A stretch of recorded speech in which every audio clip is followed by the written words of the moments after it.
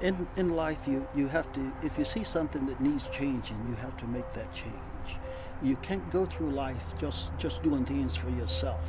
You have to help other people. And that's the sole purpose of life, is to help other people, not so much yourself. And this Slave Quarters Museum project started, we picked it, Dr. Howard gave it to us in 1993. And it was offered the Tryon Palace, but they knew it was going to cost $200,000 to repair the slave quarters. I wrote grants and raised the $200,000 to repair the slave quarters. It belonged to the Miller family that sat at where the Taco Bell is now. If you look in that book, there's a picture of the original site of the Crockett Miller slave quarters. And one of those old big pecan trees is still standing at that site. And the alderman from the 6th Ward, whatever the 6th Ward was during that period, made a motion in the Board of Aldermen's meeting to remove all of the blacks from the Cedar Grove Cemetery. And the Board of Aldermen voted to move them out. So they dug them up. Believe it or not, they dug up the blacks who were, exhumed the blacks who were in that cemetery, dumped them over by the railroad track in a mass grave.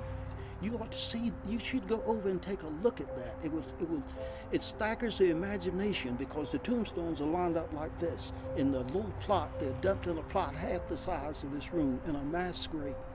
When I talk to the schools, high schools and junior highs, things like that, I tell them one thing.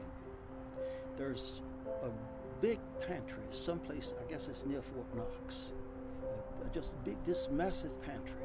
And it contains a great American pie, and the damn thing is locked. And there's only one key that opens the door, and that's education.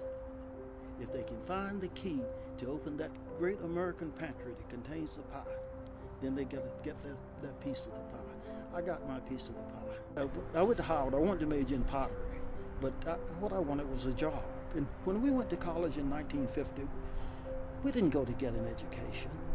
The hell with an education. We went to get a job. If you got an education, it was secondary. So majoring in chemistry with Sputnik and all the other things that were happening with the National Science Foundation, that sort of thing, I knew I could get a job. And I needed the job the day I walked out of there. So after that, I got a National Science Foundation grant to go to Tuskegee to get my master's degree.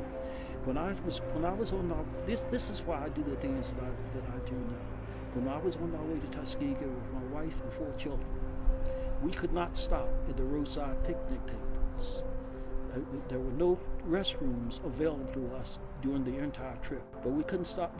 We could buy gas and something like that, but we couldn't stop. You couldn't use our restrooms, and that was all the way from Washington D.C. to Alabama, where I got my master's degree. So it's things like that that make you want to change the world.